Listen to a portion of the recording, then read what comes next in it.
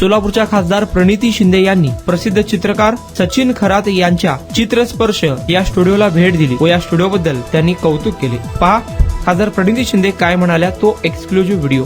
नमस्कार, मी प्रणिती शिंदे.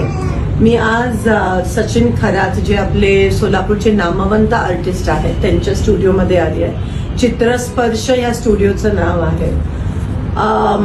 काय म्हणू, माझ्याकडे शब्द नाही आहेत. असं एक वेगळ्या जगात गेल्यासारखं वाटलं जेव्हा हे 7 रस्त्याला माझ्या घराच्या बाजूला स्टुडिओ आहे, पण जेव्हा तुम्ही पहिलं पाऊल घ्याल या स्टुडिओत तेव्हा तुम्ही एका वेगळ्या जगामध्ये टेलिपोर्ट तुमचं होईल, खात्री आहे मला.